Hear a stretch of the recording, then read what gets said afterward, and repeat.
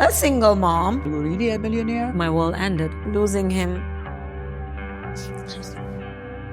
Since you got divorced. Because ADHD kids, they repeat things a lot. Playing dressed up? You felt intimidated. Dubai Bling is a lot of drama, eh? Yeah. I would never borrow my Birkin to anyone. What's different between praying and not praying? يا أهلا وسهلا. اشترك في القناة لأن غير الفيديوهات الخاصة بالحلقات حتوصلك فيديوهات ثانية، وأنا أكد لك مع كل فيديو بتشوفه سواء لقاء أو فيديو خاص بتطور شيء في نفسك. فاشترك في القناة وفعل زر التنبيه.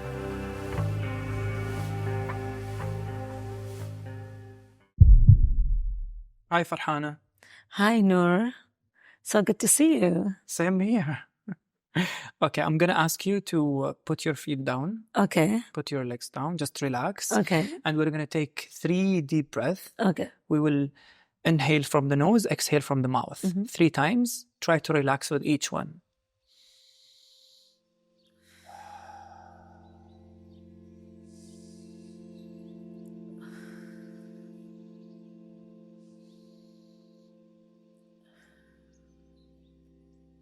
How is your heart doing? Good. I'm calm. Amazing. I'm going to ask you to grab this box. This one. And this one. This one. This one. Yes. It's not heavy. Yeah. Open it. And pick one. One sip that you would feel. Oh, that's so fast. This is your favorite. I like it. Cool. So you want me to just... Maybe you can put some here in your hand. And you want me to smell it? Yeah, why not? So do you consider yourself a patient person? You're not patient? Very impatient. Why? Just no patience. I need to work on that. So impatient, it's too much. For me, I can't be patient. Do you think you will be a better character if you're more patient? I don't know. I think I'm good like this.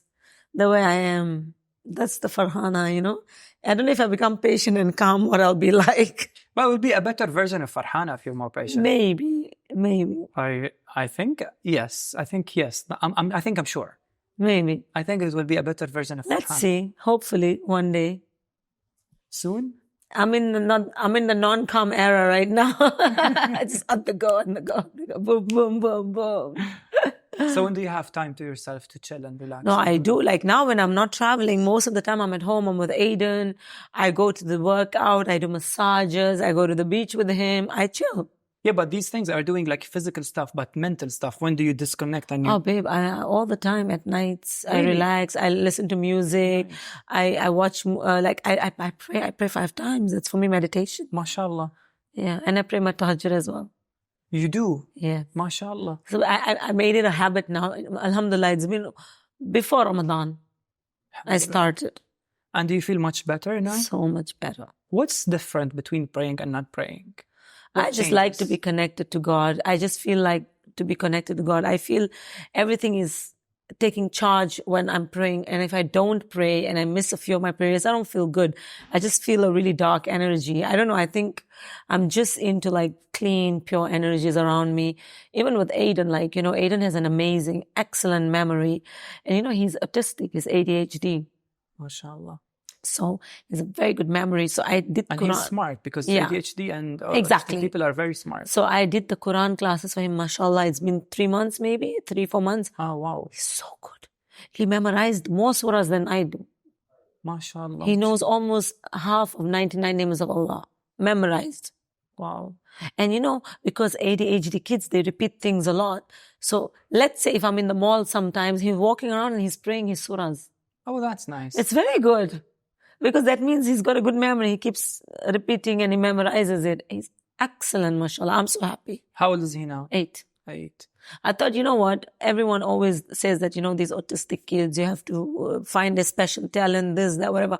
I'm like, when he grows up, we don't know what he wants to be. But right now, I feel he has a good memory. I want to make him, put him into Quran classes. Okay. Let him to memorize the Quran. I'm going to ask you to smell the scent again.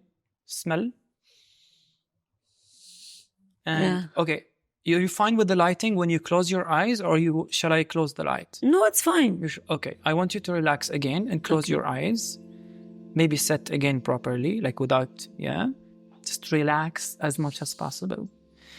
And I want you to trust your unconscious mind. And I want you to allow your conscious mind to allow your unconscious mind to take you to the first childhood memory that you will go to right now. Just imagine, where is it? Or remember, where is it? How old were you? Where are you? What are you doing?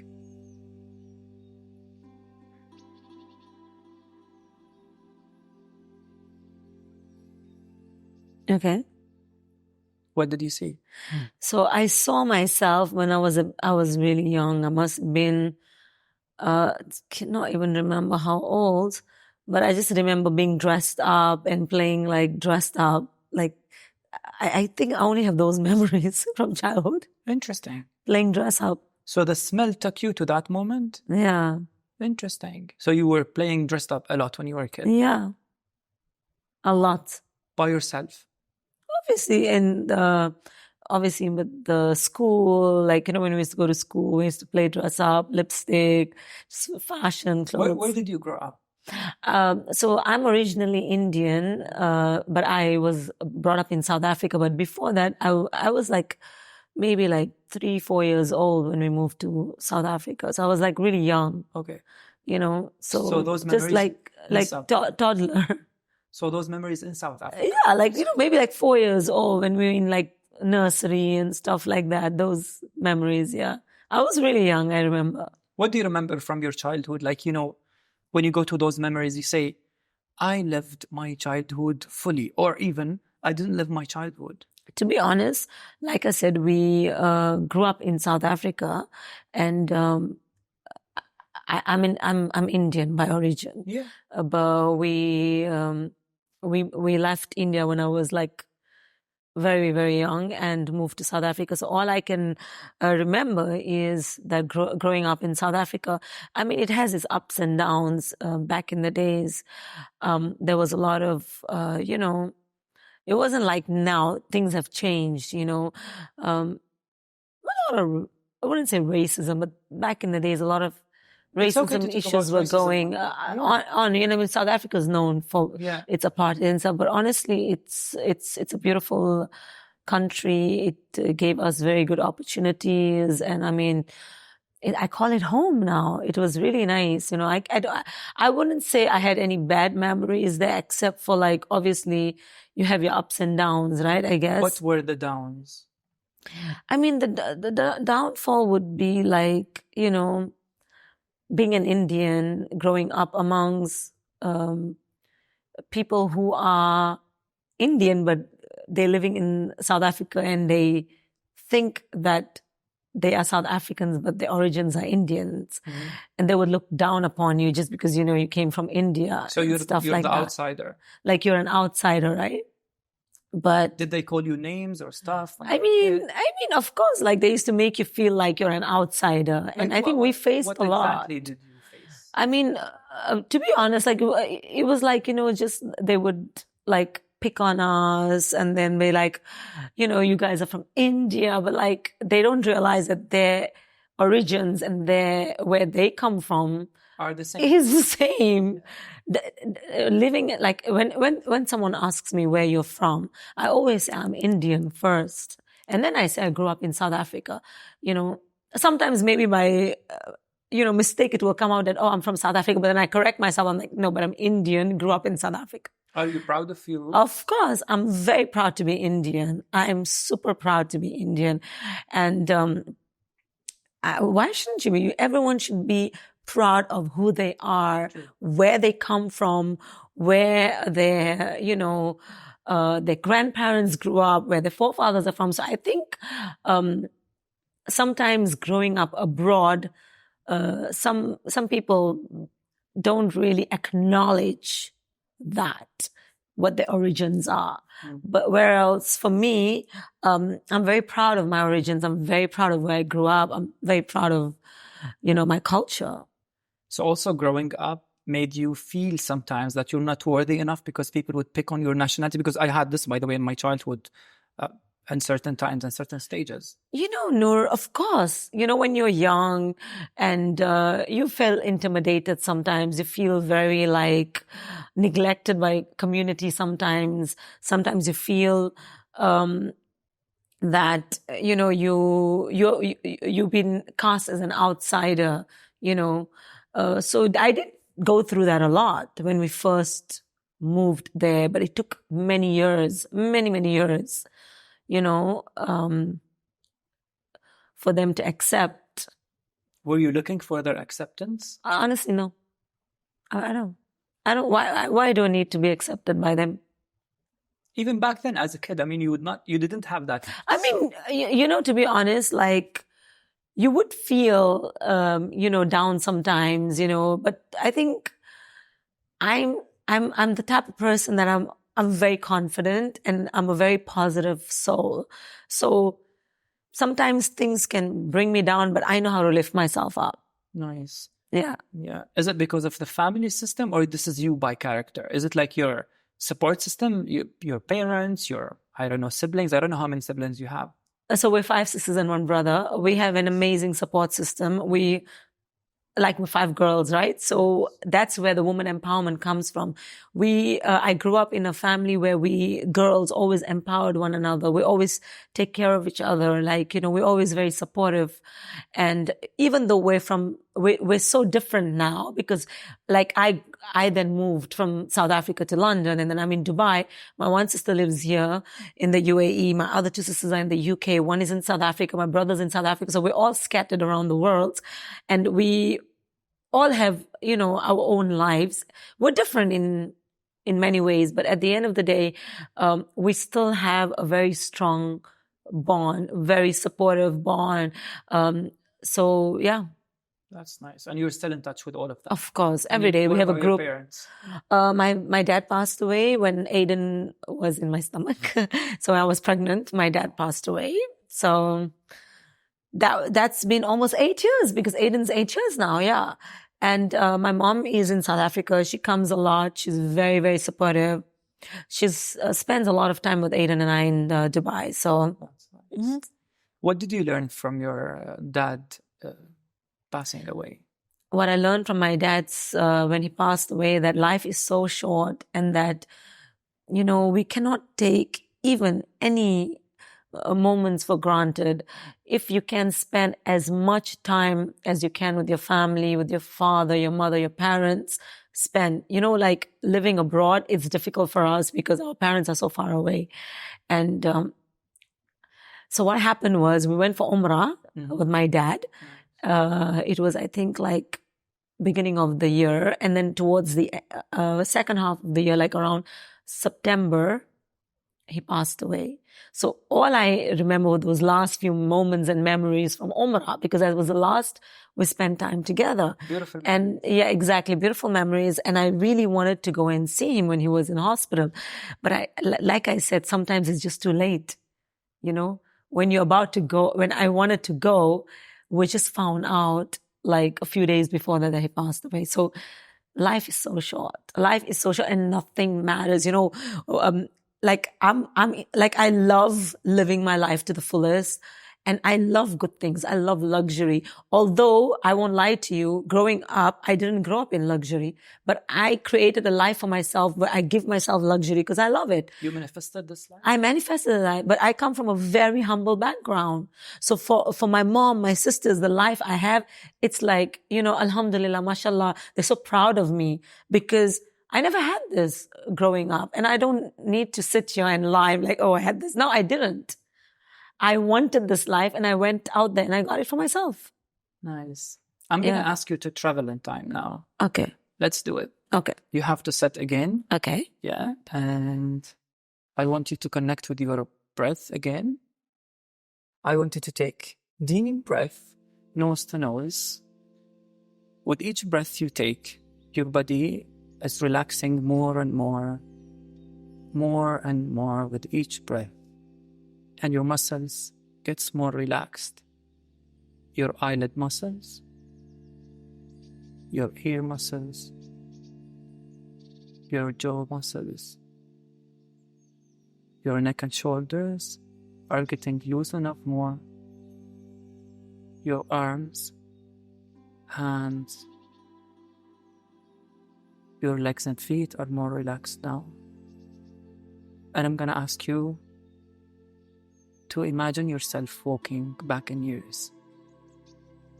Walking, approaching a door. You open this door in the hospital. You sit and visit your dad before he dies.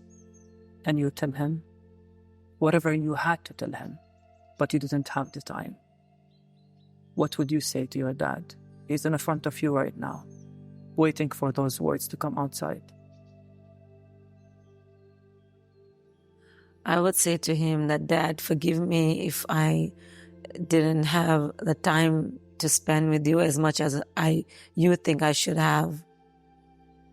And I'm sorry if I hurt you in any way, which I don't know if I ever did. And I love you so much. And I just wanted to let you know that I'll always be your boy, because he always said that Farhana's like my son. She's like, you know, my son. I will never, ever be worried about her. She's a warrior. She's a fighter. She's a go-getter. And I just want to tell you that I'll always make you proud. And I know that you're going to watch over me. And I just wish that you could see Aiden and that you will be able to, you know, meet my son one day. What would he reply? I'm sure he's so proud of you. I know.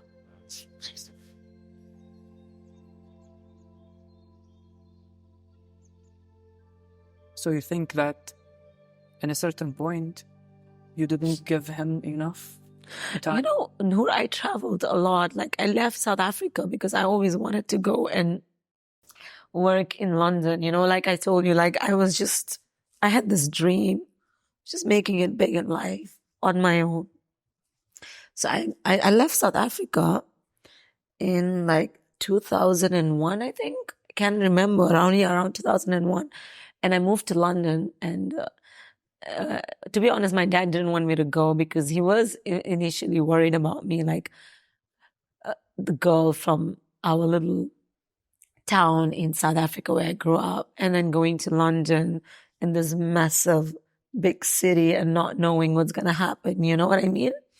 So he was always like, not against it, but he didn't want me to go. And then he's like, if you really want to do it, then you just have to do everything on your own. Like, I don't know if I want to be a part of it. I was like, I promise you, I'm going to make it so big and you won't regret it. Trust me. And then I left. I went to London and my life just took off on another level.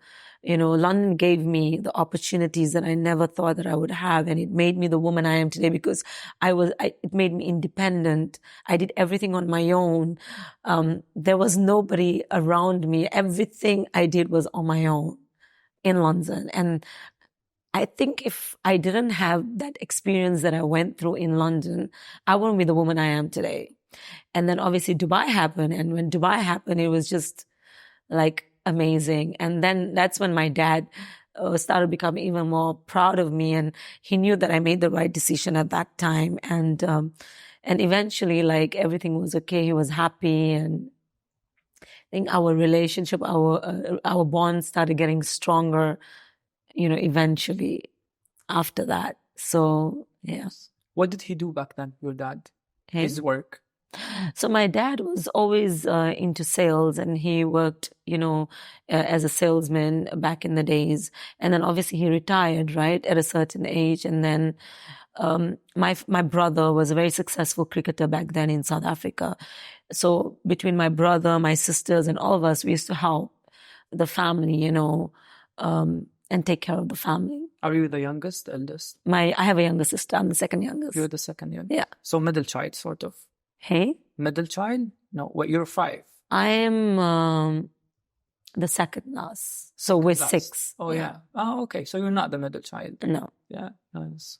Were you spoiled when you were a kid, or We were not spoiled, more responsible. I think the way my mom and my dad always brought us up was like, you want something, you have to work for it. You have to go out there, work for it. Alhamdulillah, they gave us a good life. They brought us up in a very respectful way, and I couldn't be more prouder. Today, those upbringings that I grew up with, I'm going to pass it on to my son and bring him up, hopefully, inshallah. But I'm so happy and proud of my culture, of my traditions, of the way we grew up, because it's really made me the woman I am today. What do you lack of right now in your life? Sorry? What do you lack of right now in your life? Like something is missing right now in your life. If this thing happens, my life would be complete. I think right now, alhamdulillah, I'm so happy and content with my life. The only thing that I would consider, obviously, and would be nice, if it happens, if it doesn't, it's okay. I'm living my best life, is to give Aiden a family life. To obviously have get married and give Aiden like a nice family life. To have a dad, How many years now since you got divorced? Almost 3.5 years. 3.5. Do you consider your life better now, more stable than before, or stability was a better before than now? 100% more stable, 100% more happier, and 100% more better. When would a woman take the decision of divorce or getting separated from her partner, in your opinion? Well, in my case, it was he left, and he gave me no choice. He left physically or emotionally? He left. He left for another woman. This is something I had no idea about. So, Yeah. So basically, was it trauma for you? Was it like you got shocked, or it just happened, or you saw it happening, but you were like, you didn't acknowledge it, or you rejected the idea of like, did your heart tell you something back then? Like, did you have the signs of like, there's something wrong happening? Or you were so busy? I was shocked initially, and then I saw it coming. And, but when you're in love with someone and you're so madly in love with someone, for me, I didn't really have any relationships in my life that I can say that I was in love. It was my first time that I really fell madly in love with a man, and that I got married to. And, when your world revolves around this one person, and all you think about is this one person, and you're just so into him, and then this happens, your heart becomes numb. Like, I didn't even know what was going on. Like, I was just like numb, heartbroken. I was just like, I felt like my world ended. For how long? You're not numb now? No, so happy now. But of course, it takes time. It takes time. Time heals everything. You think time heals, or when you decide, I want to heal, you heal? I think you have to decide, but then you need to give it time, because it requires time. It took me a good few years. I would say that I got completely over him in 2 years. So when did you decide that enough is enough, move on with your life? When he left, that was the time I had no choice. When you have no choice in life, you have to move on, right? And for me, I had to be the strength for Aiden. I didn't want Aiden to see me weak, even though I was completely broken from inside. I wanted to be the strength for Aiden, so that Aiden doesn't see, his mom going through this. Of course he has seen it. Like, how much can you hide? But I wanted to obviously be strong for Aiden. Yes. Who's your supporting system? Like, who supports you emotionally? Besides family. Family is always there. But who's your surrounding? Who's your support system? Do you have friends? Because I have friends. I know you for so long, but I didn't see lots of friends around you. I always see influencers, people who are in the same industry. Because, I don't post, some of my close friends on social media as much time to time because they're not public figures and they're private people. They don't really want to be on social media. But I have some really amazing friends who I've met in Dubai when I moved to Dubai. So like almost 17, 18 years now. And I have so many beautiful, amazing, good souls who are my friends, who I consider my family, but you would never see them on social media. Who's that one person, or it might be even more, that you would consider a real friend and someone, or even more, who really supported you when you needed someone next to you? I mean, I have a few friends, like I said, they're very private, they're not social media personalities. Let's count them. We don't have to say their names. I do. I want to know how many. Are they a lot? A little bit? No, I have quite a few good ones, yes. There are quite a few good ones. I won't lie to you. I'm very lucky. I have some really amazing friends. Really, really amazing friends. Friends in Dubai, friends in London, friends in India, who I would talk to, call every night, and they'd be on the call. I have so many amazing friends. But if you're talking about my social media friends who are well-known personalities, Joanna is one of them.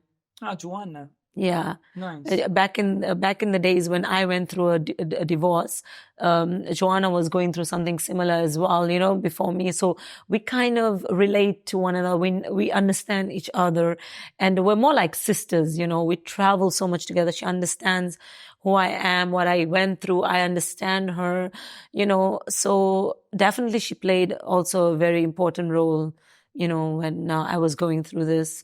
But like I said, I have some really good friends, and obviously my sister, my family was there for me, obviously. And sometimes I just wanted to be on my own. Like sometimes I just wanted to be on my own and just not be around people. And then there were times when I just needed to be around people. So I was going through this. What do you do the most when you're by yourself? To be honest, when I'm by myself, I just like to listen to music. I like to manifest. I like to pray. Nice. I like to do things that that can heal me, that can make me a better person. And like I said, I'm a very positive person. Like I love to think positive. I like to be around positive energy. So I'm always, thinking of the best, looking forward to the best, looking forward to good things, like always manifesting like amazing things in my life. I believe this is the image that you portrayed in Dubai Bling. Like whatever you're saying right now, it doesn't resonate really a lot with Farhana in season 1. I don't watch season 2. So do you think that Dubai Bling brought this character into reality or no? No, but I'm hoping that in the next season you will see the real Farhana, who I really am, because I think also in Dubai Bling there's so many storylines and they cannot just focus on one person, like so many of us, right? So it's very hard to just show everything, you know what I mean? And I think in Dubai Bling what you see is just a part of a few about our friendships, about some drama, but hopefully in the next season you'll be able to see some real Farhana. What is real life? Is real life when you close your home door, or real life when you get outside the home? What is real life to Farhana? For me, my reality is my home life, my family. But when I'm out there, when I go out there, I want to obviously give my best. I want to make it my best so that I can give my son a good future. So sometimes you may see a Farhana, which you may think, oh my God, she's arrogant or she's got attitude, but it's the way people portray, but that's not really who I am. Sometimes I may come across as that, but it's not who I am. You know what I mean? Do you really forgive yourself to what you did to yourself? Amma? Do you really forgive yourself? Do I forget myself? Forgive About, for what? For many things you did to yourself. You don't believe that we do things to ourselves. We poison ourselves from inside, from the stress we do, from the pressure. Oh, yeah. From allowing people to our lives. Oh, yeah. Oh, my God. Yeah. I know. Oh, my God. Like, I've had so many bad experiences because, Nour, I'll tell you something. When I meet someone, I want to see the goodness in that person. So whether that person has a negative trait or may not be a good person or maybe has some bad past, I don't know. I just like to see a goodness in people and I like to help people. And then majority of the times I feel that you try to be nice to this person and then they just betray you. And it's happened to me not one time, not two times, many times. And I'm like, when am I going to learn? Like, God gives you so many signs. It's time to learn. So I don't know why. I just have this, I don't know. I don't know why I attract sometimes this type of people. And then I help them and then they just turn out to be like ungrateful. What if you were to know why you attract?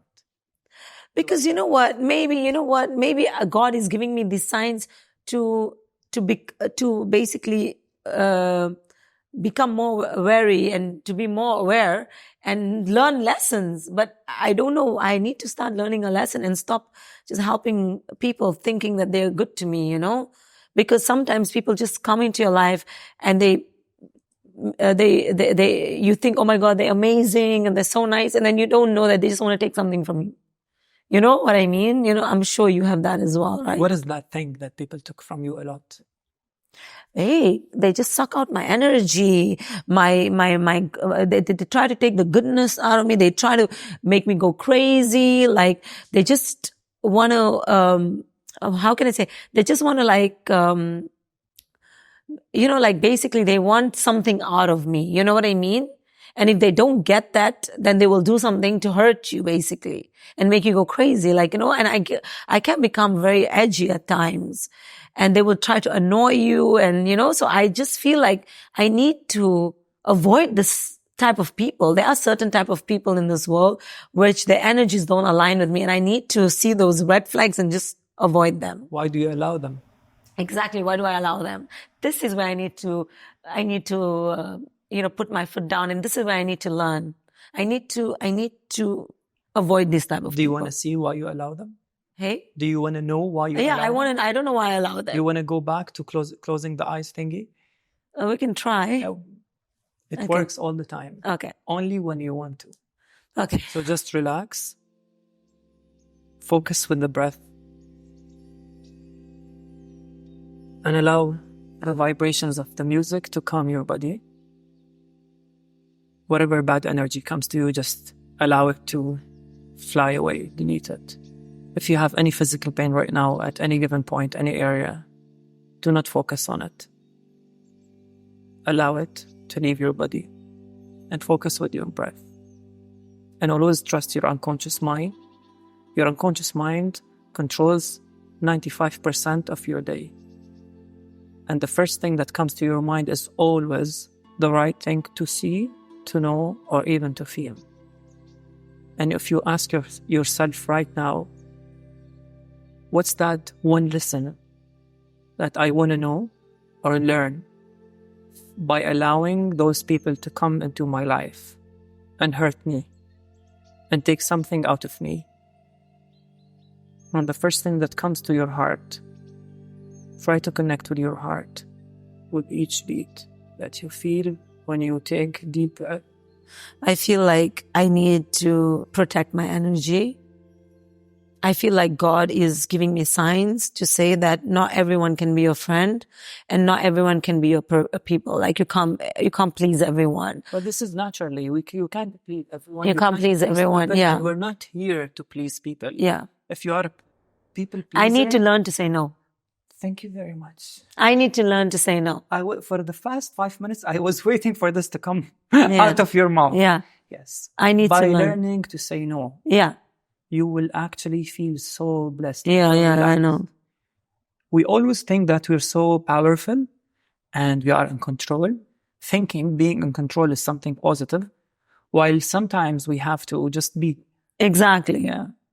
So allow yourself to be. Learn to say no. Not to say Learn no. to set boundaries. I don't. So when see I you say setting no next boundaries. time, know why I'm saying no. Yeah, and I don't see you putting boundaries. I've known you. No, for no, no. so I have long. to. I have to put boundaries, Put and I need to stop being being nice to everyone and allowing them to take advantage of me because I don't want this anymore. Once I was sitting with one of your really closest friends, without mentioning names, even off camera, I'm not Yeah, mentioning yeah. her name, and she told me how much I love Farhana, and she's just a kid from inside. She has a white heart. Actually, she told me she has a transparent heart. She's a white soul, nice soul, but it hurts me every time I see her. She's allowing people to hurt her, and she's playing dressed up. She mentioned that all the time, going to events. People would only think this is her life. Her life is polished. Her life is full of life. Her life is full of money and luxury and stuff. And deep inside, she believes that you suffer, and I believe that you suffer sometimes.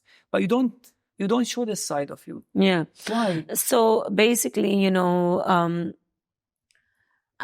feel like my social media, I want to spread positivity. If I can inspire, I want to inspire. Okay, because a lot of women get inspired by me. They want to become a Farhana, like they want to become like me. They want to know how I made it in life.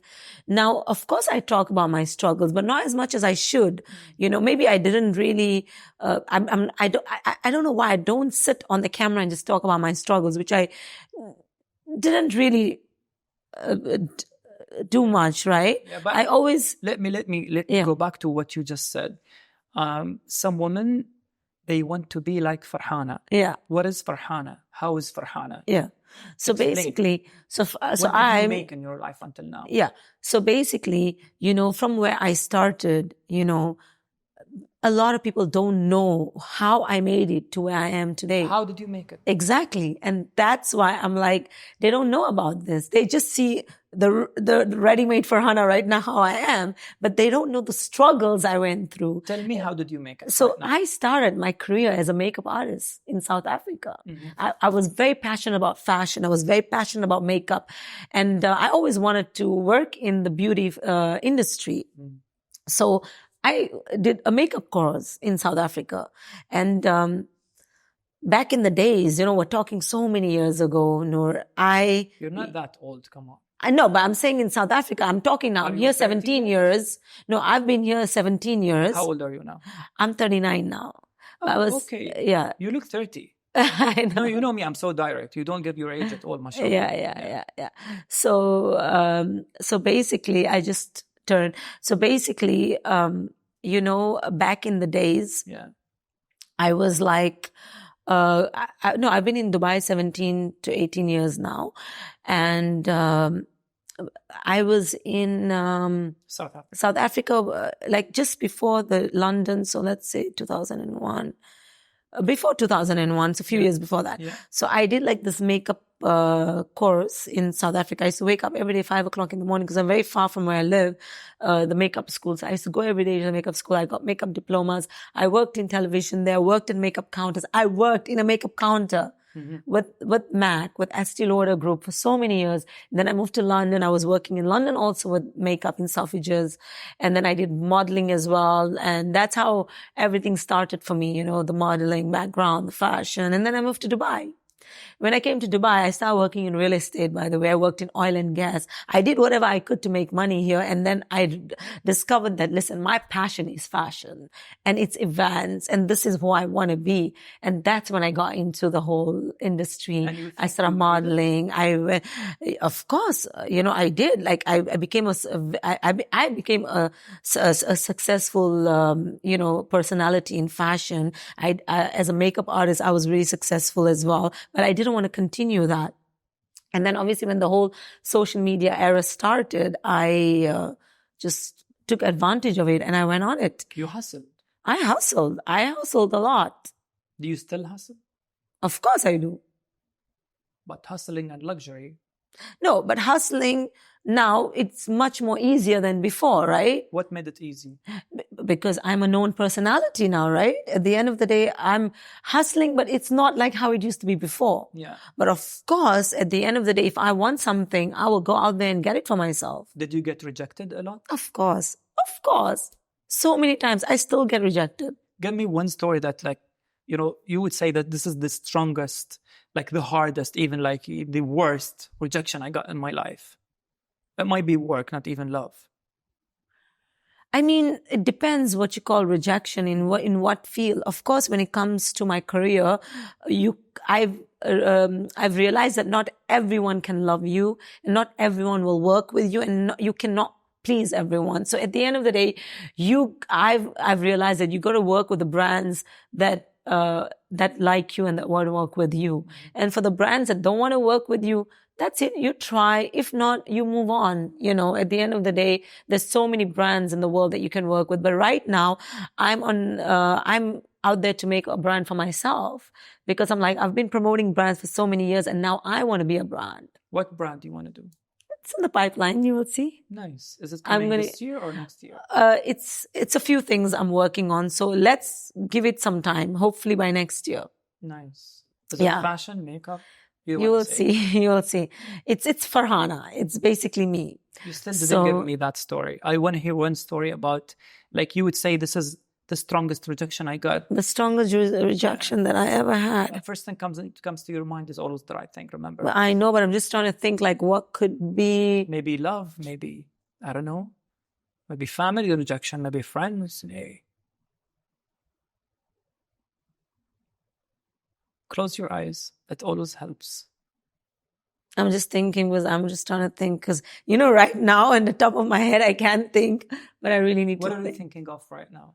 No, I can't think of the rejections, because I'm thinking, I don't know, like, of course, in work-wise, you do, you know, you want to work with brands, and then sometimes you get rejected, you know, brand deals, but that's normal, because, you know, you lose one, another door opens for you. It's nothing major, but I'm thinking of something that really big. That's a nice positive approach. I believe in, if one door closes for you, another one, many doors will open. That's a very and it's happened approach. To me. How did you learn that? I'm sure you didn't learn it at the beginning.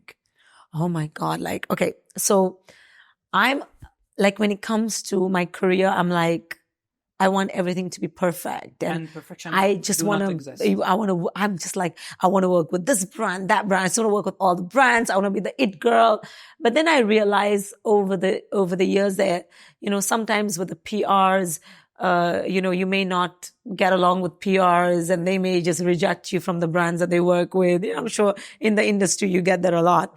I understand you as well. Yeah. And then, so it's taken me a lot of time, a lot of years, you know, to realize that you can't please everyone, and you can't be the face of every brand, you know? True. So you have to choose the brands that you like, and that like you, and that want to work with you, and you want to work with them. It has to align with what you do, where you're, you know, for me, it's important to work with a brand that has the same energy and vibe as me, basically, you know, and that's when you can really hit it off well. What brand that you would love to work with right now? I mean, there's so many amazing brands that I haven't worked with. There's many amazing brands that I have worked with that I want to work with. You're being too generic. Just give me names, for God's sake. You know, would be more like tech brands, like Apple. Oh. Yeah. Like, but Apple, they don't work with people. I know, but that's what I'm saying. Like, I want to work with big brands like that. Like, you know, like big tech brands, because fashion brands, you know, they're very accessible. We work with majority of the fashion brands, you know, but I would love to work with like major tech brands. Nice. I mean, I'm social media, I'm a phone. I was just like, yeah, so I would love to work with major big brands like that, but you're right. Yeah, it depends. I mean, but you never say never, right? You never know. There may be an era that comes where they work with social media personalities and celebrities. Times are changing now. Look at, let's take an example of Cannes Film Festival. It used to be only for celebrities like actors and filmmakers and producers and artists. And now you see, it's become accessible to a lot of fashion brands, jewelry brands, which then take a lot of celebrities on the red carpet. So we can say that the industry is evolving, and it's for the best. But speaking of Cannes, you know, you can pay money to a PR agency that can take you to Cannes. Actually, nowadays. yeah. I heard about this too. Well, I have never paid a PR agency to do anything for me. I've always been attending with the brands. But I mean, if someone has the money to pay the PR agency to make them famous and put them on their, why not? It's up to them. It's each to their own. I personally feel that I want to do it with a brand. I want to be invited, with a brand, and it's always best to do it like that. Nice. What is the brand that you're most thankful for? Because it was the first big hit in your entire career when you realized that, wow, I was approached by this brand. I'm so grateful and thankful. First time. To be honest, it was, I would definitely say that in my career, I worked with a lot of luxury brands and, fashion brands. But I'll tell you what I enjoyed the most. And as a young girl, it was my dream always to be working with a brand that puts you on the campaign. So definitely brands like Maybelline, Garnier. I was one of the ambassadors for Garnier in the Middle East, being one of the only Indian faces, along with, some of the famous Arab faces, to be one of the faces of Garnier. I think that was a big thing for me back then, a few years ago. Mm-hmm. So major brands like that. And then I was also invited with on the red carpet with L'Oreal, and L'Oreal being one of the major big brands in Cannes Film Festival. So a lot of big brands. Then obviously Chopard. I worked with them on a few, events and a few activations. And then there's so many brands, that I can say that I enjoy working with. But for me, I always like to work with brands that, like as a young girl, you grow up looking up to these L'Oreal girls, these Pantene girls, and you want to be one of them. You know what I mean? Mm-hmm. Yeah. What is your source of income right now? So I would definitely say I have, obviously my social media side where we promote brands and, we create content and stuff. And then I have another, site to which not a lot of people know what I do is I also do business consultancy on the side. I have a very nice high net worth, network, and I put them together to create deals and broker deals, and I put together deals. Okay, cool. So in South Africa, in London, you do it until in now? Dubai, of course. Mm-hmm. But this is something on the side. It's very private. I don't talk about it on social media. And then obviously, I became partners with, one of the crypto companies that I'm currently partners with called Pesa. I work with them as well.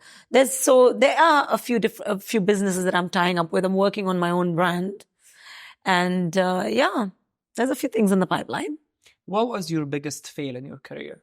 My biggest failure? Yeah. What was it? You can't tell me it was all successful. No, of course not. Yeah. You know what? I would say not a failure, but of course we make mistakes. Yeah.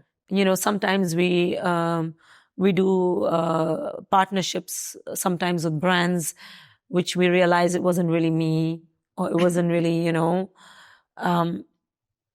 it wasn't what I wanted to do. Yeah. And, but you learn. It's a learning process. We do, of course. But I want you to give me, don't give me a name. Just tell me a story about it. You realize this is my biggest fail. I'm not going to do it again. What happened? When was that? There is something I can see from your eyes. I'm just thinking I'm thinking of something. There is actually something in your eyes. No, but you mean something I worked on and I shouldn't be working on it again? Oh, yeah. Yeah. Actually, I wouldn't call it a failure because it didn't even happen. But I guess sometimes God shows you directions where you should go and where it could lead you to, and this is your path and this is not your path, So I'm very lucky and blessed like that God always opens up my eyes before anything major can happen. So I was going to partner with a brand, and it was almost done. I was going to do a launch with them. It was going to be like a Farhana X. You know what I mean? And it just, something happened and it didn't fall together. And I kept thinking to myself, oh my God, I wanted to do this. Why didn't it happen? I was really upset in the beginning. But then at the later stage, I found out that the person who I was going to do this brand with was really someone that I didn't want to be associated with. So it didn't even happen, but it made me learn a huge lesson that you should always do your background checks on, whenever there's someone who wants to invest with you on a brand. It's very important, very, very important to do background checks. And really, we have to be so wary. Who do you look up to? So many people. Yeah, tell me names. You mean in the industry or celebrities? Whatever you want. Anyone. Talking about looking up, right now, with everything that's going on with the whole Gaza thing, Palestine, I recently bumped into Bella Hadid. I've met her many times, and I met her at an event in Cannes. I was at an event in Cannes, and she was there, and I spoke to her, and I seen her around in the festival those few days, and I realized, what, she's so fearless, and I would love to be like her. She's so fearless, man. She doesn't care. She just speaks her heart out, and she's herself, and she's an amazing soul. So in recent times, if you ask me, who really touched my heart, it was her. What are you waiting for? What are you waiting for, I mean? To be fearless, to be so true No, to I'm yourself, saying to speak your mind. no, but sometimes I can be, I know, sometimes I feel like, oh my God, I do worry sometimes about what brands may think of me, or what, or what people may think of me, or am I doing the right thing? Sometimes I get confused, and I need to work on myself, because I feel like, the attitude that she had just made me realize that, oh my God, this girl is so fearless. I love her. Don't you think this is coming out of, I'm not going to say lack of self-awareness, but more like you don't feel worthy enough? I don't know about feeling worthy enough, but sometimes I get I don't know if it's a pressure from people, or pressure from social media. I know. That's what I need to work on. I need to work on this. Why would you allow it? Like I said, nobody's perfect. I'm not a perfect person. I need to work on myself. Nobody's perfect. I really need to work on a lot. I need to work on, number one, to keep myself calm most of the time, because I can lose it. I can really lose it. I get very edgy and very people know how to wind me up, basically, because they know I'm going to get edgy. But you're not calm. Yeah, I need to become more calm. You're not calm. What I see as energy from inside. I'm not calm. You have fire inside. I'm fire inside. I know I need to calm down. I really need to. What if I give you one thing that would make you calm? What would that be? What would that be? What would that be? I really don't know right now what you could give me. But would marriage make you calm? More stable? I think if I find if I find a partner who's calm and composed, completely opposite to me, and someone who brings just the goodness out of me, who's going to obviously be a support system as well, maybe, it could calm me down. I don't know. I'm just thinking. Maybe I also feel that because I'm a single mom, I always have so much stress in my head, because honestly, I have to worry about bills. I have to worry about, paying the rent. I have to worry about everything. It's not easy, Nour. You are paying the bills. Everything. I'm doing everything. Not Aiden's dad. I mean, he helps time to time, but that's about it. But I'm the one that's taking charge of everything. So can you imagine, my mind is all over. Sometimes my nanny tells me as well, ma'am, you need to calm down. You need to relax. My friends tell me this as well. My mom tells me as well. And then I ask them one question. Okay, so I'm relaxed. I'm calm. I'm just chilling. I'm not doing anything. Who's going to pay the bills? Who's going to pay for Aiden's school fees? Who's going to do this? Who's going to do that? So can you imagine, like, I'm on the go. I'm on the go all the time. And I think maybe that's why I'm not calm, because I have so much in my head going on. Like, I need to do this. I need to do that. You know, I have this shoot, I have this, and then I have to spend time with Aiden. I have to balance my life out. So can you imagine now? But also, if you drive yourself crazy and you get sick, God forbid, who's going to take care of you? I know exactly. No, but alhamdulillah, no, I'm good like that. But you know, stress is a big stress deal. is, and I lost a lot of hair because of stress, because of after marriage, like divorce, what happened and stuff. But now I'll tell you how I live my life. I started praying, you know, my tahajjud. I told you, right? Me, I told you I pray, alhamdulillah, most of the time 5 times when I can. If I'm traveling, I make it up for it. But ever since I started praying tahajjud and my, you know, I've learned to accept one thing, that whatever's meant to be is going to happen. If you stress about it, it's not going to happen. If you're going to, you know, break your head, it's meant to happen. It's going to happen. Whatever is meant, I'm very spiritual now. I'm like, whatever's meant to happen is going to happen. So what I do now is I'm trying to balance my life more now, spending more time with Aiden when I'm here. When I travel, of course, I cannot. But when I'm here, I just try to do everything from home, try to make my work more flexible so I can work from home and be around Aiden. I go to the gym. I take care of myself. I take care of my diet. So I take care of myself. I do give time to myself. But all what you're saying is that I take care of myself, and then you go that I'm conflicted from inside, or like I'm a fire from inside.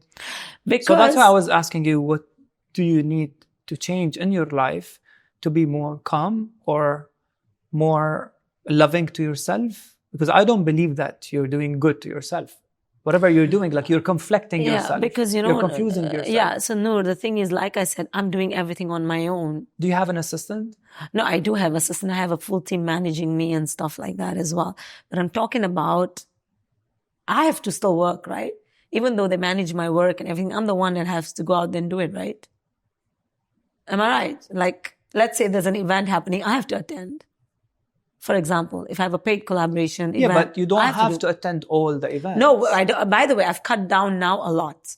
I have cut down. Of course, in the past, I was going to many events. I cut that down. Even today, I was doing to my team, because I just don't have the energy now to do as many events. I just feel I rather use that energy to be with my son and give time to my son. And if the brands want to work with me, they will work with me, you know. I don't have to please everyone. Yes, I like to support. I mean, like, for example, let's say, you know, if it's a brand that a friend of, you know, I'm a friend of a brand, they want, so I will always go and support them. But like, I can't be everywhere. I can be everywhere. Would you support them expecting that they would support you later on, or just like, I want to go because... I mean, look, at the end of the day, expecting the same thing that you give to someone, it's something that I don't believe. You cannot expect. Yes, it's a gesture. If they do something back for you, is good. But I'm the type of person, I always like to support my friends, because I know how hard it is growing up. Like, not everyone supported me, you know, and the few people that supported me, I'm very grateful and thankful. And I will always remember that. And so that's why I like to support a lot of new startup brands, and many girls will message me on Instagram like, we are a startup brand. I'll support them. Do you reply your inbox yourself? All the time myself. Don't you think it's overwhelming? How many followers you have? But 2.8, but I'm not going to reply to everyone. Of course, if I see a message it's in front of me, I will reply, but I'm not going to sit and reply to 100 messages. How can I? And then it's just not possible. Do people blame you sometimes when they see you face to face? Like, I'm texting you, you're not replying. No, I don't get that. No, right? Actually, the followers and the fans, when I meet them, they're so loving and they're so nice. Never had any bad experiences like that, where they come and tell you something bad. No. What changed between Farhana before Dubai Bling and after Dubai Bling? You can give me positives and negatives as well. What changed? Yeah. Like, as a person? Whatever you want. Maybe inside, outside, life. To be honest, before Dubai Bling, I was a little bit more like, how can I say? I was just like going out there, doing my thing, and, you know, like I said, I was just trying to please everyone. And then when Dubai Bling came out, obviously, you know, you do reach a celebrity status, you know, after that. And You're then a celebrity right now. Do you consider yourself a celebrity or I an would- influencer? I would definitely consider myself as a, you know, like a public figure, more in a celebrity status, definitely. Because, you know, when we watch TV and we look at the actors on TV or reality stars, celebrities, I mean, I would consider myself in that category. But at the end of the day, a lot of people still consider me as an influencer, which is fine. I don't mind it because there's nothing wrong in being an influencer. That's how I started. And it's an amazing job. And I'm proud of it. So what changed? Positive So the positive would be that obviously I have an amazing, huge fan following globally, whereas before it was just obviously more in the Middle East, in India, and in the fashion industry. But here we're talking mass, you know, we're talking like people in Brazil, in like, you know, different parts of the world that you wouldn't even have thought of. Like, you know what I mean? Like, usually it was just more like in this region. Mm-hmm.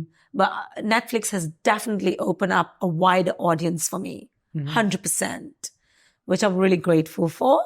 And it's made me, I would say I'm more successful after the Dubai Bling. What is success? Success for me is not only about making money and closing deals. Of course, it plays a big role in becoming successful, but successful in the way I've become. I've evolved in many ways. You know, from what I used to do to what I'm doing now, like it's more advanced, I would say. Mm-hmm. You know, from where you start, you know what I mean? Like, I would say it's getting better and better.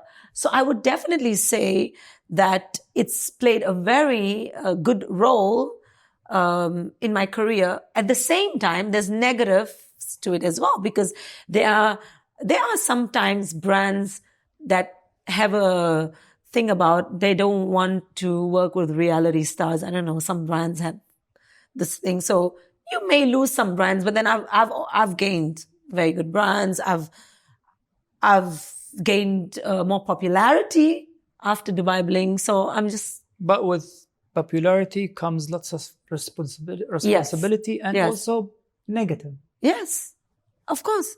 You go on to TikTok, you will open TikTok. There's many negative comments about me, you know, many memes. How does it affect you? In the beginning, I was like, oh my God. I was really like... Did it make you cry? I won't lie to you. I do get affected sometimes, but then as time goes by, you realize that, you know what, it's just an opinion of people. Let it be. If you chose to be in the limelight, you want to be a celebrity, you want to be a public figure, you have to accept people to create memes about you, people to talk negative about you. But you know what, Nour, I've realized one thing, that none of it matters. What matters to me right now is the person who I'm becoming, the fact that I am able to take care of my son. Netflix added very good, how can I say, like, it added good value in my life as well. And if I'm doing well, I'm working, becoming successful, and be able to take care of my child, I couldn't be prouder. Interesting. Yeah. Very nice. So I look at it that way. So it doesn't affect me now if people are going to talk bad about me on TikTok, on social media, if they're going to call me names. Honestly, it doesn't. Look at all the celebrities that we watch on TV. They all go through more negative comments they have about themselves. Every celebrity, you can't please everyone. You can't expect everyone to like you. You will have an audience who will love you, and you will have an audience that will hate you. What's more important to you right now at this stage of your life? Of growing more as Farhana, as a brand, as followers, as fame? You consider yourself a celebrity, content creator, an influencer, or family and love and home? What is more important right now? For me, the most important thing in my life is to give my son the best future ever. And for me, if that takes a Farhana to hustle, work harder than before to give that life to Aiden, I'll do it. Because at the end of the day, no one's going to do it for him. I have to go out and do it. Even if it's going to take from your life, health, time. Alhamdulillah, it doesn't take anything from my health.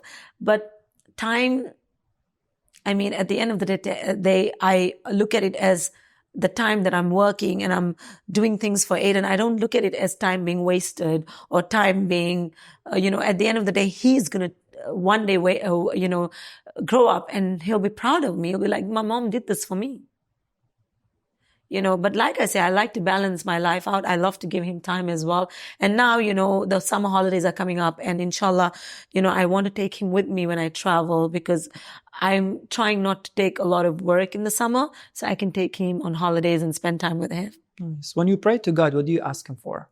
Health. And every day I pray for Aiden. Every day. Just to protect him and just make him better and, give him a healthy life. And obviously for my family, most important is health because at the end of the day, you can have all the wealth in the world, but if you don't have health. How do you see his condition, I would say? He's a special kid. Yeah, he's a special boy. Yeah. So do you think this is a test from God to you or you're blessed because it's a gift from God? How do you see it? If you ever thought about that. In the beginning, I thought it was a test. I was like, God is testing me. And then as I seen Aiden grow up and to how beautiful, innocent, and intelligent boy he is, I'm like, he's my blessing. He's the only blessing. Let's go to the future. Close your eyes. I'm loving that you obey everything I say. Okay. I'm going to take you to the future, to a beautiful moment. Imagine yourself, you're walking into a room that's beautifully done with lots of flowers. Big ballroom. Lots of invitees. Whatever music you want to hear, you can hear in that place. And you're entering this ballroom wearing a beautiful gown, looking flawless, stunning. And you're walking towards the aisle with the beautiful steps, like literally princess. Until you reach and you see Aiden in front of you with his beautiful bride getting married. It's his wedding. You're a proud mother. Your family are next to you, or the loved ones, your friends. At that moment, you feel that I'm so proud of myself. I reached what I wanted to reach. Aiden, with his life, love, family, I am blessed. And you thank God. You approach Aiden, you kiss his forehead and tell him, there you go, son. You're starting your life now without me. You are so brave. You're a man right now by your own, doing your own family. Acknowledge the feeling you're feeling right now. How beautiful it is to manifest the future in a very positive approach. Whatever you wished is happening. Can you explain what you're seeing? Can you explain to me what you're seeing? Yeah, I just see a very bright future for Aiden. How beautiful to see these things. I know. It's my dream. Just when he grows up and he's just going to be, everything that I want him to be, inshallah. You want him to be or he wants to be? He wants to be too, I'm sure. Right now, he's just 8 years old. Yeah, but I don't want you to be a pushy mommy, yeah? No way. No. He can do whatever he wants. Do you talk to yourself in the mirror usually or not? Not in the mirror. He talks to himself in the mirror sometimes. Habibi.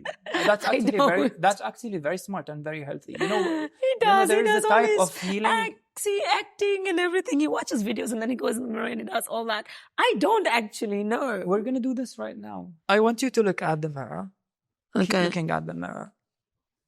And look at Farhana from inside. Try to look at Farhana from inside and keep staring at the mirror and see, what does she need more in her life now to be more calm, more balanced from inside? If she think or people perceive her as perfect person from outside, but there is this one thing or few things that she needs to change from inside to have a beautiful life, even better life, and to be more calm from inside, and to change the color of red and orange from inside and have more like blue color, which is a balanced color. What would that be? I would say love. I think love is love heals everything, and love is the most beautiful thing in the world. A man love or people love or self-love? It doesn't have to be only a man love. Just love from your friends, your family, your kids, yourself. Self-love is very important. Do you have enough self-love? I do, of course I do, but I need to have more self-love. Definitely. But yeah, I would say self-love is the most important. Do you accept yourself fully with whatever you have? Because you're one of those girls that I've been following since long time, and we know each other in person. Yeah. You never changed anything in your face and your features, and you always refuse. You say, I don't need it. I look good. I am pretty. So does this come from, I don't know, self-confidence, or you feel fully beautiful? To be honest, firstly, I'm very, very scared of injections on my face. I feel that, God has made me so beautiful that why do I need to change anything? Like, I like myself the way I am. Some would say you don't change, you maintain. I would, but I think right now I don't need to. Maybe at a later stage in my life. But where is this fear coming from? Of what? Of injections. I just don't like needles. There is always a reason. I just don't like needles. Do you want to know the reason? Yeah. Are you sure? Okay. Are you ready to close your eyes again? Okay. It's all about closing your eyes and being connected to your unconscious mind. So I would ask you also to keep focusing on your breath.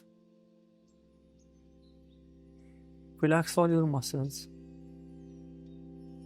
And imagine yourself floating up in the air, feeling just like a feather, so light. And the more you breathe, with each breath, you float up in the sky, feeling so light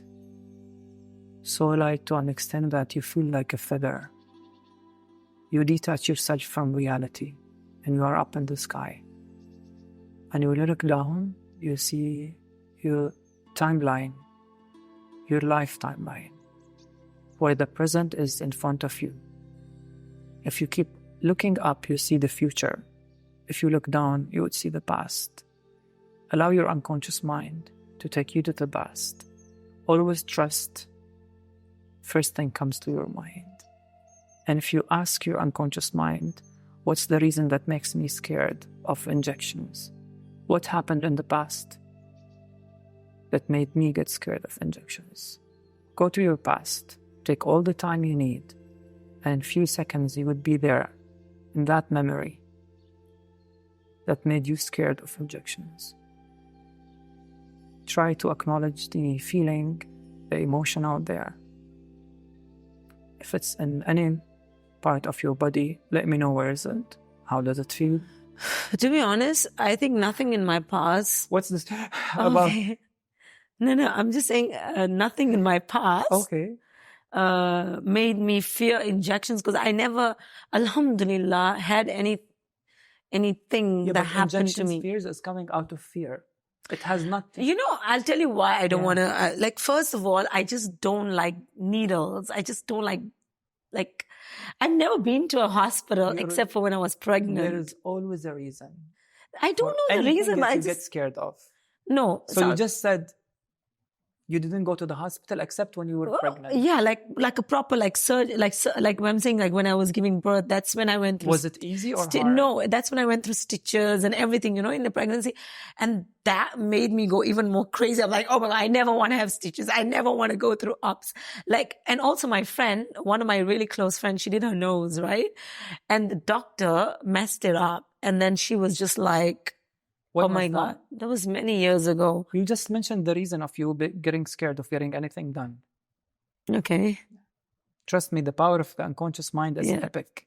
You went there, but you rejected to say that. I went there. You opened your eyes. You remembered what happened. No, and of course, hearing stories and seeing stories of friends. A friend of mine did some stuff and it went wrong, and so it just makes me very scared to do anything on my face, because I'm like, it's my face. I can't take a risk. Do you see yourself as a pretty woman? I definitely see myself as a beautiful woman, for sure. And what usually men see? But I think what makes me beautiful is not just my features, and I think beautiful because I have a when you're an emotional person and you have your heart is like very you do, but you're not connected to it. I have to be very honest. Like sometimes I see you in the events, you're going crazy. You even you just say hi and then wait, I'm gonna go some. Oh, okay. You're not aligned. You're not calm. You're not calm, and this is where I say, I love you, Farhana, but you have to chill. For you, not for people, by the way. I need to don't chill. care about people whatsoever. It's you. You're right. I need to chill. I need to just calm down more. Like the last event I met you at, When was it? TikTok event. I was leaving. You were rushing. You were so like. I know, because I was just leaving. It's I like was you're like, not catching your breath. Yeah. I mean, we all go through these things, but I know. I'm just saying it out of care. I know. No. I know. Sometimes I just need to calm down and chill. I know, but I think we all go through this, right? We do, but I see you more often these days. Like there is lots of pressure. I feel like as if there is a social pressure on you. I don't know, or self pressure. We put the pressure on ourselves. No. I don't want to put any pressure on myself anymore. Of course, back then there was a lot more pressure. In recent times, like I said, I'm a lot more pickier with what I want to go to, what events I want to go to. And also I realize that I've reached a stage in my life where, alhamdulillah, I have, achieved what I wanted to achieve on social media. Now there's a next stage, like what I want to do next. I want to focus now on spending that time instead of just going to all the events, rather to spend time with Aiden or focus on my project that I'm working on. You know what I mean? So of course it took me time, but I realized. Did you try social media detox once?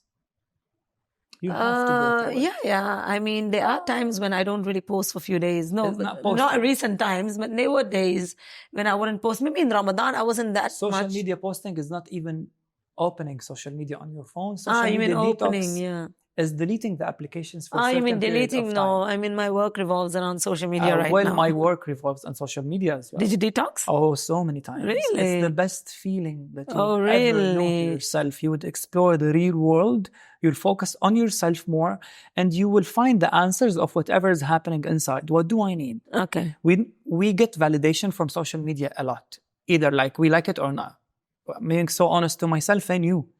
When you social media detox, you start to realize what do you need from inside, because you're so distracted by social media. Delete, or maybe just don't open the app for a few days. Oh, trust me, you can't, because you're unconsciously programmed to grab the phone and open Instagram. Maybe I go to a retreat and I just keep the phone away and just that would be focus. Great. I would love to do that. If you go to a silent retreat. That would be amazing. I would love to do that. I would love to do that. The only thing I have to keep in touch with is for Aiden. That's it. Other than that, I'm okay to detox and keep detach in touch from with everyone. a regular phone. Hey?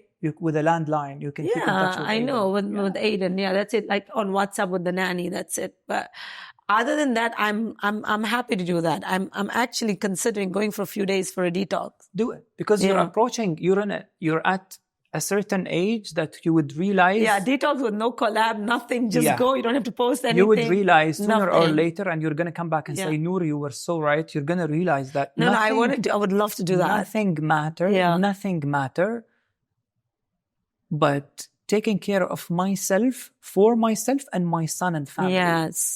Nothing matters. 100%. And You're 40s right. would show you this. And you're approaching, because Yeah. 40s is the age where you realize this is like, Prophet Muhammad sallallahu alaihi wasallam, he got the message when he was 40 at his age, because this is the this is the age of pure awareness, pure growth. It will be magical. I'm 40 in 6 months now.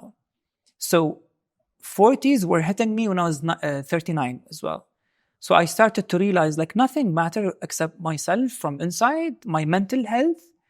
Not mental health as labels we talk about it on social media, like proper mental health. I went through mental detox, emotional detox. I started studying life coaching, hypnotherapy, and all these sort of things. Wow. So I realized, oh my God, I'm so big from inside, but I'm allowing some people to make me feel small from outside.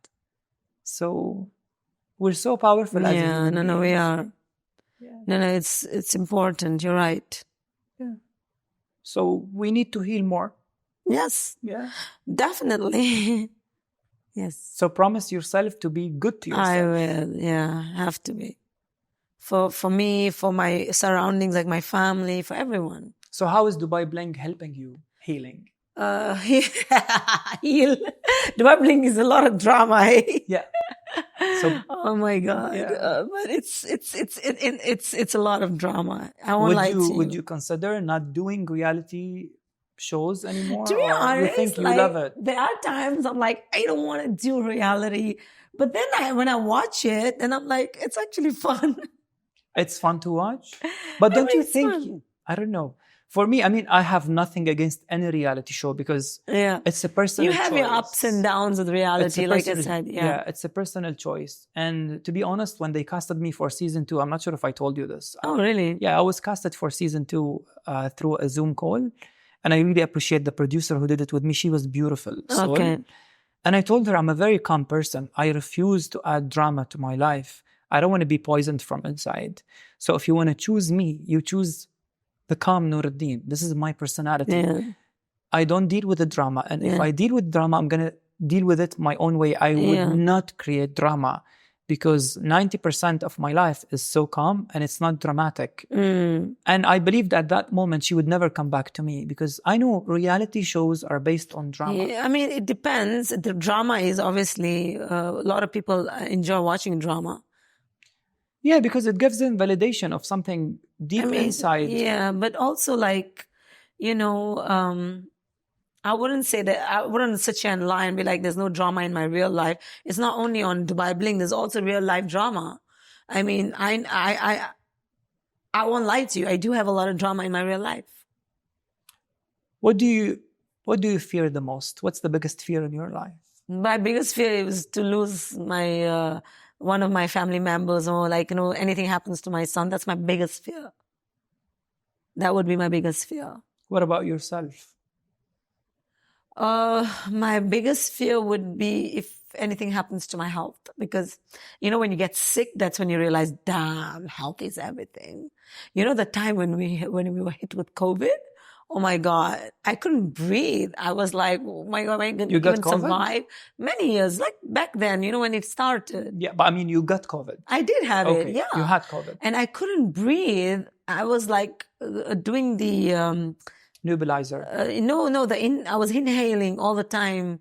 The oxygen, the water. I was doing the hot water with the Vicks and all of that the whole time. Yeah, I was coughing. I was not able to. I was like, oh my God, am I even gonna survive or not? Like, oh my God, what is this? It was something very different, right? That hit me at that time. It's a new thing that we had no idea about, so we were trying to educate ourselves about it. Even exactly. doctors back and then then you were had hearing no idea all these happening. stories about everyone's like getting a heart attack, this, that. So I was like, and that's when I was like, damn. Health is everything. Many people I sit with. Think about it. That time, that's when it really hit us. Yes. Right? That health is everything. Everywhere, even like you can have all the money in the world, but you're sitting in your home. I would say yes, but I would. And you need to take care of yourself. I mean, no money in the world could heal you at that time. Think about it. No matter how much medicines we took. And that's when you realize health is everything. Health over wealth any day. 100%. But back then I was thinking of mental health is everything. Mental health Because is everything. people were so scared. I'm not I gonna. I will know. exclude myself from this with all of respect to everyone, because back then I was on TV live every day, and my co-hosts were so scared all the time. So I was really taking care of them, trying to tell them, if Allah wants to put COVID in me, it will. Yeah. He will put it. Exactly. I protect myself. I try to protect myself. I do my best. If I'm getting scared, my immune system is lower. So I might get it even more. And then I go on social media to talk to people in a nice way. I had to stay positive. Yeah. Like I was going through a divorce, not divorce, but I was going through like a separation. At that time, imagine COVID, lockdown, plus this. Oh my God. So you would consider, how can I forget those days? So you'd consider that was like the most stressful time in your life? 2020? Yeah. Worst year of my life. But it taught me so much. What did you learn? It made me so freaking strong. Oh my God. This breakup, this marriage that broke, honestly, it took me to another level. One lesson you learned from your divorce, just one lesson. Is to basically, never become obsessed with anyone. Don't become so obsessive. Don't you think we get obsessed with a person or a partner because we don't love ourselves enough? I think with me was I was also very insecure. I don't know why. I was always insecure in this relationship. You felt something happening? Always I was insecure. I won't lie to you. I was very insecure. And that insecurity, and I went through a lot of anxiety. And anxiety is fear of the future. So what did you fear? Losing him. But now I don't regret it. I'm so happy now. But you know what? Sometimes you have to lose what you love to gain what you never gained before. And to appreciate. And what I gained was a lot of confidence after that. Self-confidence. Oh my God. So much confidence after that. Did you really care about what people think of my divorce back then? What would people say? I mean, of course, you always fear like what the society is going to say, especially, Aiden was like 5 years old. And I think he just turned 5. And coming from an Indian conservative family, Indians are very conservative, especially when it comes to divorces and stuff. They do not like the girls getting divorced. The society doesn't like to accept divorce. But times have changed, and we have to choose our happiness over everything. If you're not happy in it, you got to get out of it.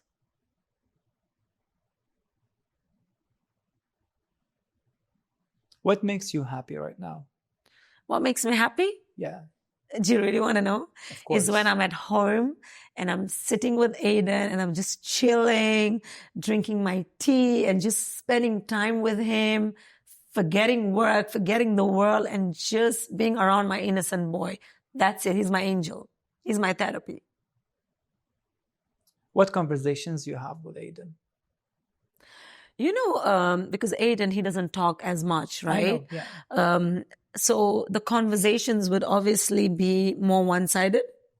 So I would talk to him. I would explain to him everything that's going on. Like if I want to go on a holiday with him, I'll say, okay, Mommy's going to take you on the plane. Then he'll tell me, but I don't want to go on a plane. Like he'll respond. Like, I don't want to go to Africa. I don't want this. Like he'll respond. So like we have conversations about, like a lot of the times, I explain to him about when I'm going to work, why I'm going to work, what I'm going to be doing, So he understands. So like he'll say, okay, Mommy going to the gym, but Mommy will take Aiden to walk to the canal after. So he understands. Obviously, he doesn't make big conversations, very basic. But we understand him. Do you lose faith sometimes by communicating? Because, how hard communication between him and you sometimes? No. I think by now, we understand him so well. So only very few can really communicate with him, like his nanny, myself, his dad, the teachers, the therapist, and a few of my friends. You know, like when he goes to play dates and stuff, a lot of the kids don't understand that Aiden has ADHD. They'll ask him, Aiden, why aren't you talking to us? Why are you not talking? And he doesn't know what to respond to them, you know. But he will ask, like, let's say he wants to play with the toys or something. He will say, I want this, or like he will ask for things, but he will not make those conversations like how you and I are having a conversation. You know what I mean? So it is hard, like, of course, like, you know, it's like raising a child is not easy. And then you're raising a special boy, which is even harder. But honestly, Nour, I can't complain because Allah gives me the strength. Alhamdulillah. I'm not going to complain. Nice. Would you like to have another kid? Of course, inshallah. If it's meant to be, I would love to I would love to have a baby girl. I always wanted to have a baby girl. What's so special about a baby girl? I just wanted to have a baby girl because maybe I grew up around girls. We are 6 girls in the family, my nieces. And I want a little mini Farhana. But Aiden's like a mini Farhana. But why you want mini Farhana? She can be herself. I know, but I'm just saying, like, it's like mini me, you know. I love girls, but I love Aiden. He's amazing and he's a mommy's boy. He loves me. So, but now because I already have a boy, it'd be nice to have a girl. It's the best. Nice. If I take you back to your childhood, if you think of your childhood this way, I'm not sure, like when you sat with yourself, did you see like anything that was missing in your childhood that you want to go back and let's say add more to your childhood? What was missing in your childhood when you were a kid? I really don't recall what I would want to have in my childhood, because I think the way I see life is that you should never have any regrets in life. You should accept every phase. Everything comes from God. Everything happens for a reason. And everything so far in my life, every experience I went through has made me a better version of me. Do you want to even grow more and be a better version of you? Of course. I always want to keep growing more. I always want to become a better person, more better than what I am, or that I was, like, you know, before. So I always believe in growing and, yeah, growing and healing. Nice.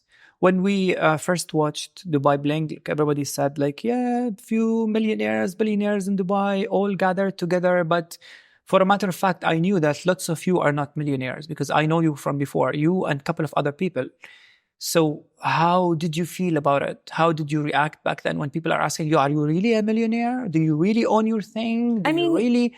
And sometimes, like I saw this video that went viral on TikTok that you were renting a Birkin, I believe, in one of the seasons. Yeah, that was just something she made up because just to make herself maybe feel better. But you will. But we've sorted this out. This issue amongst us. But like the millionaires thingy, like I'm not a millionaire. Then I know myself, but I live luxury because Dubai is a luxurious life.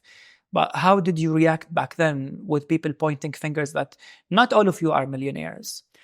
Who said we're billionaires and we're millionaires? I am a single mom working very hard to give a future to my son. Whatever I have is either I have partnerships, collaborations, or it's my own. Mm-hmm. You know, I'm not pretending to be something I'm not. This is what I wanted to hear. Yeah. So if I am collaborating with a brand, I will say it. By the way, the Birkin was not borrowed. That wasn't borrowed. So there's a story about this, the Birkin that I will tell you. Yeah. So this is what I don't like is that, you know, some people just assume things and they will say it, you know. Majority of people I own Birkins. I have an account with Hermes in Italy, in France. And I think everybody knows that. They can see on my social media when I go to, you know, that I have my bags and stuff like that. But because you're an influencer, they would always target you and be like, oh, it's borrowed. But listen, I don't know anyone that borrows Birkins. Do you know anyone that borrows Birkins? I would never borrow my Birkins to anyone. I don't know anywhere that you can borrow Birkins. So I don't know about that. I But really anyway. don't know because I'm a type of person. I Yeah. don't care of what you own more than how you treat me. Exactly. And it's so superficial to, something like that for me. Okay, look, I'll be very honest with you. When I am collaborating with a brand, I'm very honest about it. I post about it. I tag the brands. How much more transparent can you get than that? Right? So I'm not sitting here and claiming that, hey guys, everything that I show is mine. Actually, everything I'm wearing today is mine. But there are times when I pull looks from showrooms, from agencies, samples, PR agencies. We shoot looks, we return. Sometimes they gift us. It's called barter deals. It's called collaborations. Do you go over it's part of our defensive? life, a part of our work. Do you go over defensive sometimes when people start to tell you like, is this bored? Is this No, I don't care collaboration? anymore. Is this? Well, you see, everyone is collaborating. Why they're Yeah. talking to you? Exactly. Why are they pointing only a finger at me when the whole world is collaborating? Everyone's But that's the thing. Like, it's just maybe they need a reason to pick on someone. Why you then? Maybe they look at me as a competition. I don't know. Go girl. Because I'll tell you what, Nour, Yeah. many people cannot figure out how the hell does Farhana do it? How is she always up there? Alhamdulillah. Number one, God has always blessed me. I always get what I want and I'm always elevating myself. And they cannot figure out how she's doing it because they don't know. Be very honest with me and with yourself. Do people sometimes look down to you because of your origins? You felt that in the industry sometimes? I don't think because there are so many successful Indian personalities and celebrities globally that work you with have global Bollywood brands. for God's sake. Exactly. It's I wouldn't say it's got anything to do with the origins. Yeah. I don't think so. So why you think sometimes? But maybe in this market, how I feel, this is something we need to talk about.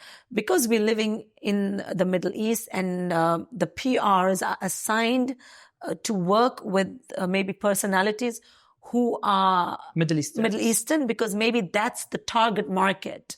I can understand that because they want to target a certain audience. But the way I look at it, Nour, and you may agree or may disagree with me. Let's say a fashion brand. Let's say a Dolce & Gabbana, for example. They open a store in Dubai. Mm-hmm. And what's their main target? Sales, right? Yeah, definitely. So whether an Indian is buying it or an Russian is buying it or a Chinese is buying it, they're making sales, right? For sure. So why are the PRs so stuck on just that, we are just working with a certain, but I don't get that a lot. Certain nationalities maybe, because, and then like, for example, one of the brands, it's so funny. I have to talk about this. It's like, they say that you're Indian, you should work with the Indian market. I'm like, no, if I was living in London and I'm an Indian, I will work with the brand in London as a global Indian in London. But why do I have to now leave my home? This is my home. I've been here for 17 years.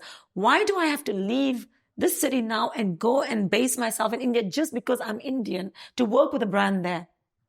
I'm not hard up to work with this brand. Khalas, bye. Do you believe PR agencies, in your opinion, work with certain nationalities, or you think that they work with their friends most of the time?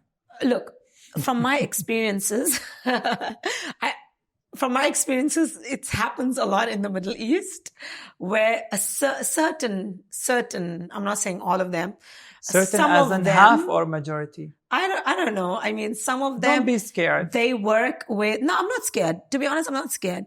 I mean, I'll also talk about some people who are very, they take things very personal against you and then they block you from working with brands and stuff. I get that a lot. By the way, I get that a lot. But then you know what? The global opens the doors for me and then they don't like it.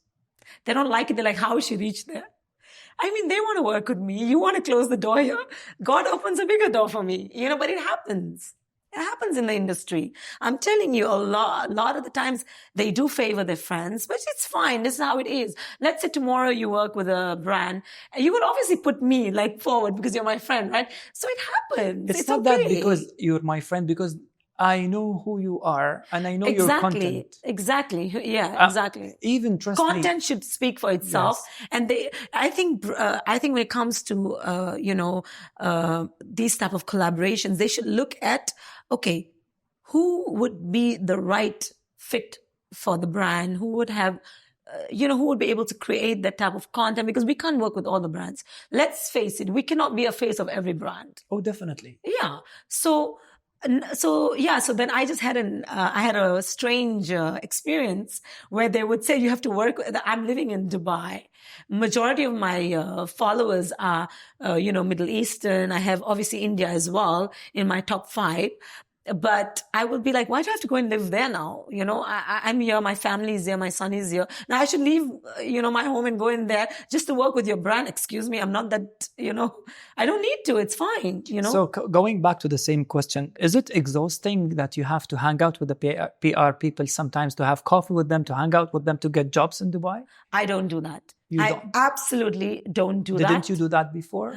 I will hang out with the person if I like them.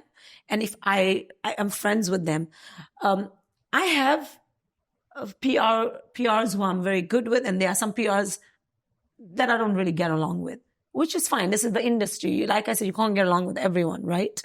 But I feel like sometimes with some PRs, they take it very personal. And I think they think of Farhana as, Farhana from those hustling days when I was about to make it, or I wanted to make it. You know what I mean? I was just getting the feel of it in the beginning. So they probably remember that Farhana. They are not ready to accept this Farhana. They still think of me from back in the days. I mean, we all make mistakes sometimes. I'm sure you must have had some issues with PR agencies before. Oh yeah, I still do. You still do. Yeah. Exactly. But and majority of the times, if you allow me to say, I to always tell them face to face, I don't have to be your friend to work with you. Exactly. And I can't be your friend because friendship is different than work. Yeah. In a different way, I mean, or let's say in another story, so many of them became my friends because we resonate, we click energy-wise. Yeah. And I don't mind to keep this friendship even if you don't work with me anymore. Nour, I'm sure my management may not like me saying this because we don't really like to, they don't want me to be controversial, obviously. But, since we're having a heart-to-heart conversation, I'll be honest with you, there's a PR agent in Dubai and he's from the same background, nationality as me. And for some odd reason, he's completely blocked me from working with all the brands that he works with. Now, there are certain brands that he represents which demand that they want to work with me, and then they would reach out to me directly. But he's made it very clear that because he doesn't like me, he would not let me work with any of his brands. And I heard this through the people that work under him, because, sometimes you wonder, what's going on? But I think it's not fair because at the end of the day, he's not looking from the brand point of view. He's taking it personal.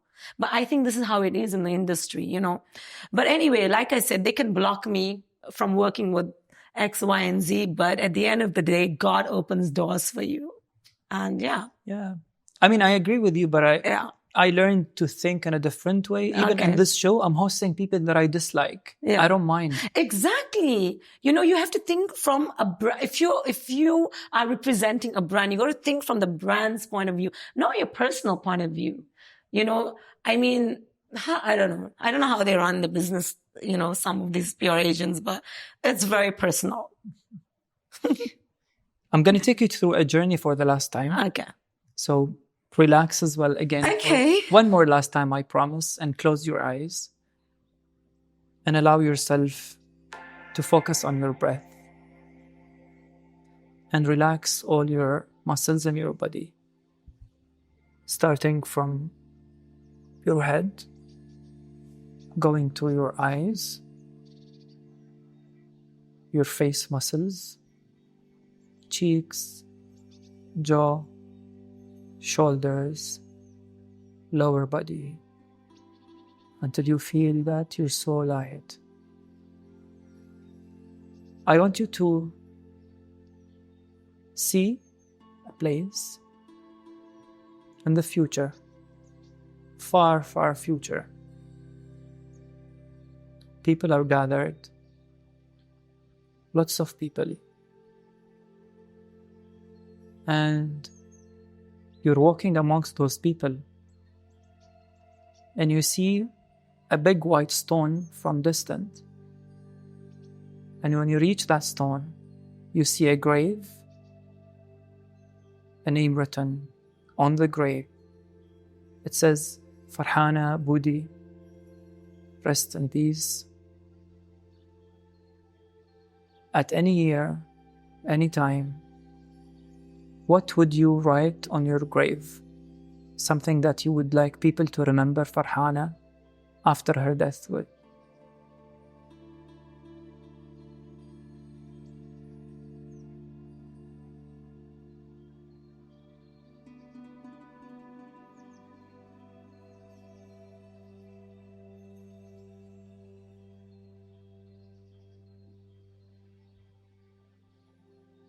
What would be your legacy? I would definitely write that nothing in this world matters more than your family. Be good to others and live life to the fullest and don't hurt people. And don't hurt yourself. And don't hurt yourself. Yeah, because when you leave the world, you're going to leave everything behind. Your good karma is what's going to take over after. And that's it. And my last message to you, stop hurting yourself. Stop? Stop hurting yourself. Yeah. Need to calm down. You need to calm down. Yes. Thank you, Farhana. Thank you, Nour. It was so nice. And I wish you all the best for your show. Thank you.